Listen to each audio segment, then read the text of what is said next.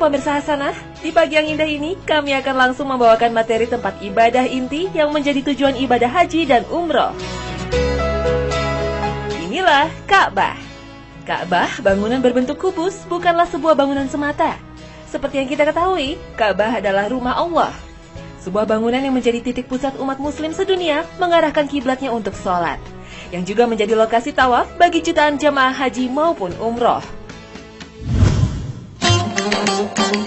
Ka'bah tercatat adalah bangunan yang ditinggikan oleh Nabi Allah Ibrahim alaihissalam dan menjadi tempat tinggal Siti Hajar dan Nabi Ismail alaihissalam. Dalam perkembangannya, jauh sebelum Rasulullah Muhammad diangkat menjadi Rasul, Ka'bah telah mengalami beberapa pemugaran. Bangunan dengan tinggi 13,10 meter dan panjang sisi masing-masing 11,3 dan 12,6 meter ini terkena banjir bandang. Ka'bah mempunyai satu buah pintu bernama Multazam. Di luar bangunan Ka'bah terdapat batu Hajar Aswad yang menempel pada salah satu sisinya. Diselimuti kain tebal dengan tulisan emas bernama Kiswah. Dan di samping Ka'bah terdapat bangunan berbentuk tembok yang melengkung setinggi 1,5 meter, yaitu Hijr Ismail.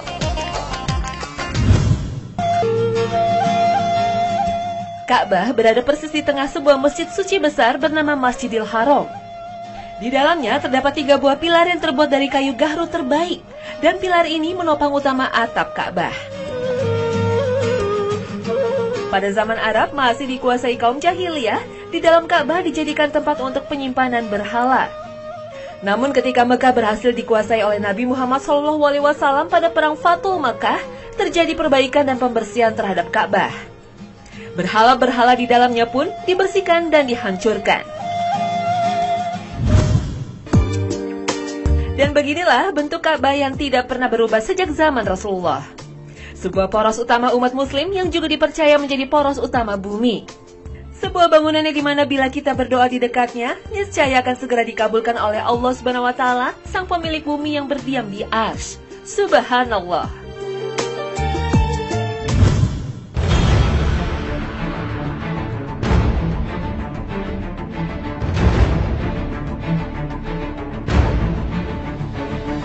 Optimus Prime dan Megatron bersitegang di sebuah wilayah di planet bumi.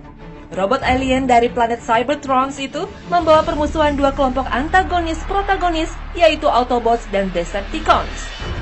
Di belahan bumi lainnya, seorang pemuda klimis berjubah merah terbang secepat kilat menyelamatkan sebuah pesawat yang terjatuh. Terbang sampai keluar angkasa, kebal segala senjata, dan mata dengan sinar penghancur adalah segala kelebihannya. Superman, jagoan berlogo huruf S di dada ini, hanya luluh tak berdaya oleh batuan Kryptonite dari planetnya sendiri. Superman, alien biasa dari planet Krypton yang jadi super di planet bumi, maupun Transformers, robot-robot aliens yang mampu merubah diri adalah buah imajinasi manusia tentang keberadaan makhluk hidup di luar planetnya. Memang, dengan ilmu pengetahuan yang dimiliki saat ini, manusia mampu mengeksplorasi ruang angkasa, mencatat dan memetakan galaksi, bintang maupun planet di sekitar bumi yang menjadi tempat tinggalnya. Fenomena UFO (Unidentified Flying Object), temuan-temuan prasejarah yang dikaitkan dengannya, dan eksplorasi keluar angkasa, seolah berusaha menjawab obsesi manusia akan keingintahuan tentang kehidupan di luar planet bumi dan alam semesta. Dalam Al-Quran, adanya makhluk hidup di luar angkasa bisa dinamakan dabah, seperti disebutkan dalam surat Asy-Syura ayat 29 dan surat An-Nahl ayat 49. Dalam bahasa Arab, dabah memiliki makna makhluk hidup yang memiliki jasad kasar, baik jantan maupun betina, baik berakal maupun tidak berakal. Sehingga makhluk hidup seperti manusia, hewan maupun tumbuh-tumbuhan, bahkan alien bila ditemukan, dapat digolongkan sebagai dabah. Sedangkan makhluk halus seperti jin dan setan bukan termasuk dabah. Lalu, bagaimana sebenarnya langit dan alam semesta diciptakan untuk menunjang kehidupan? Menurut ahli astronomi Edwin Hubble, alam semesta tercipta melalui sebuah ledakan besar. Arno Penzias dan Robert Wilson kemudian menemukan sisa radiasi dari ledakan besar tersebut berupa radiasi latar belakang kosmik. Radiasi ini tidak seperti apapun yang berasal dari seluruh alam semesta karena luar biasa seragam. Radiasi ini tidak dibatasi dan tersebar merata di seluruh jagat raya. Belasan abad sebelum para ahli menemukan sejumlah teori penciptaan alam semesta, Al-Quran telah mengungkapkannya terlebih dahulu. Al-Quran menggambarkan penciptaan alam semesta dalam 6 masa. Dalam Quran Surat Al-A'raf ayat 54 dijelaskan, sesungguhnya Tuhan kamu adalah Allah yang telah menciptakan langit dan bumi dalam 6 masa. Lalu dia bersemayam di atas arsy. Dia menutupkan malam kepada siang yang mengikutinya dengan cepat. Dan ciptaannya pula matahari, bulan dan bintang-bintang masing-masing tunduk kepada perintahnya. Ingatlah, menciptakan dan memerintah hanyalah hak Allah. Maha suci Allah, Tuhan semesta alam. Terhamparnya bintang dan langit yang begitu luas menumbuhkan harapan manusia untuk menjelajahinya. Manusia hingga kini baru mencapai jejaknya di bulan melalui langkah Neil Armstrong, Buzz Aldrin, dan Michael Collins dengan Apollo 11. Dalam Islam, orang yang pertama menjelajahi langit, alam semesta, hingga ke ujungnya adalah Rasulullah melalui peristiwa Isra Mi'raj. Allah berfirman dalam Al-Quran Surat Al-Isra ayat 1, Maha suci Allah yang telah memperjalankan hambanya pada suatu malam dari Al-Masjidil Haram ke Al-Masjidil Aqsa yang telah kami berkahi sekelilingnya agar kami perlihatkan kepadanya sebagian dari tanda-tanda kebesaran kami. Sesungguhnya dia adalah Maha mendengar lagi Maha melihat. Peristiwa Isra Mi'raj merupakan sebuah mukjizat dari Allah kepada Rasulullah SAW yang menurut logika manusia sangat sulit diterima. Dalam sebuah peristiwa yang hanya berlangsung selama semalam, Rasulullah mampu menempuh jarak jutaan tak terhingga dengan menunggangi burak. Malaikat Jibril yang menjemputnya dari Masjidil Haram atas perintah Allah SWT menuju Masjidil Aqsa di Palestina dan naik ke Sidratul Muntaha.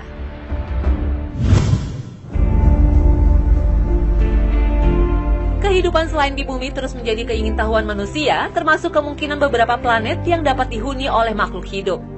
Salah satunya adalah penemuan planet Kepler 22b oleh teleskop angkasa Kepler. Penemuannya diumumkan pada tanggal 5 Desember 2011. Planet ini sebenarnya ditemukan pada hari ketiga dioperasikannya Kepler pada pertengahan tahun 2009. Jarak planet Kepler 22b dari bumi sejauh 600 tahun cahaya.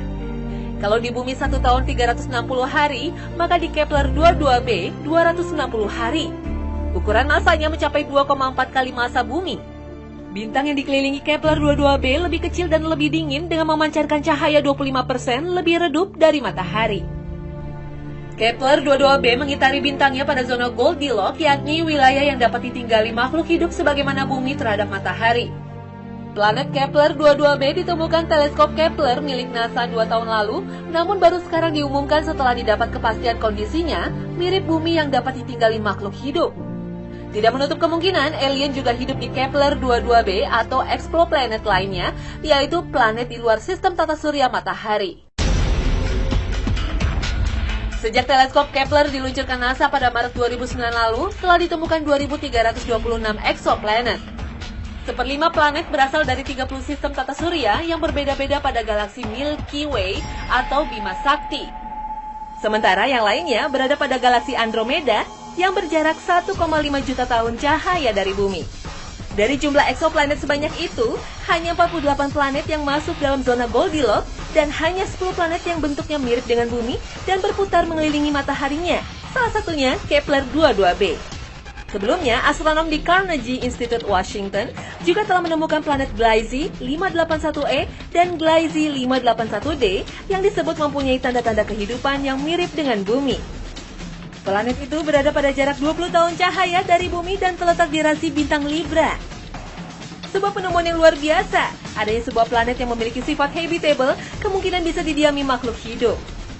Sementara itu, seorang astronom Prancis juga mengumumkan telah menemukan sebuah planet yang diberi nama Corot Exo-7b yang diperkirakan memiliki massa 1,7 massa bumi, mengitari sebuah orbit bintang, dan disebut memiliki ciri-ciri seperti Gliese 581e. Penemuan tersebut semakin menguatkan adanya sistem kehidupan di luar bumi dengan kondisi yang mirip kehidupan di bumi seperti keberadaan air dan oksigen serta makhluk hidup. Manusia boleh saja mencari dan mengeksplorasi demi memenuhi rasa keingintahuan. Mencari rumah baru ketika rumah yang ditinggalnya saat ini terasa semakin sesak. Padahal semua itu karena ulah manusia juga yang semakin rakus akan sumber energi dan keinginan yang tiada habisnya. Dan sejauh manapun manusia mencari, pada suatu titik ia harus kembali kepada fitrahnya, kepada mengapa manusia diciptakan dan dijadikan khalifah di muka bumi. Sungguh Allah Maha mengetahui segala sesuatu.